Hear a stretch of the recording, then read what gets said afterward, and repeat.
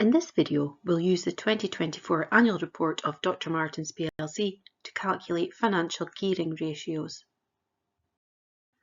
The gearing ratio calculates the percentage of total long-term funding, which is debt, the numerator being long-term debt and the denominator being total long-term funding. We can find these figures on the statement of financial position. Firstly, long-term debt.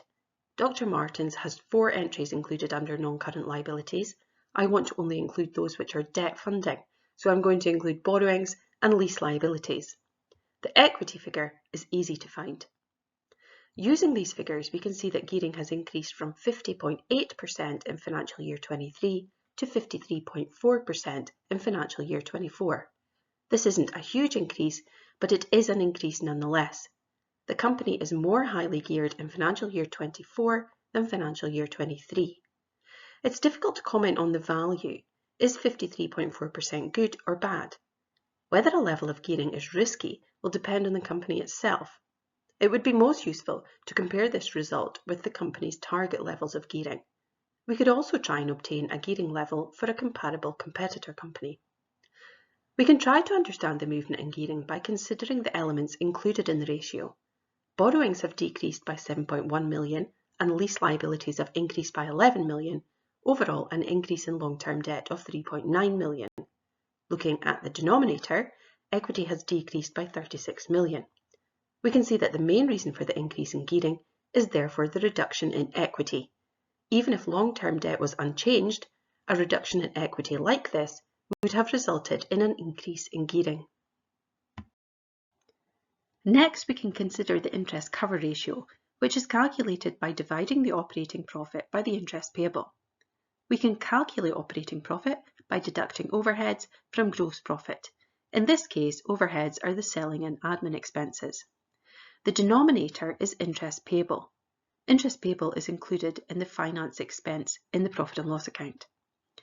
We can see that in financial year 24, the interest cover is 3.8 and in financial year 23, it was 9.4. This means that in financial year 23, Dr. Marten could cover its interest payable 9.4 times from operating profit, while in financial year 24, they can only cover the interest payable 3.8 times. This indicates an increased risk of the company being unable to pay its interest charges. Again, it's difficult to say whether 3.8 is a good or bad figure. What is clear is that with the reduction in interest cover, Dr. Marten is more exposed if interest rates increase. If that happened and interest costs increased, then interest cover would fall further. It's also important to consider what's happening with long-term debt. If debt is on the increase, this means the company is likely to have higher interest payments in future. So a reducing interest cover ratio could be an indication of risk that the company will be unable to pay the interest as it falls due. We can see that the figure for finance expenses has increased significantly from financial year 23 to 24. Looking at the note giving more detail on the finance expenses, we can see that bank debt charges have almost doubled, and so has lease liability interest.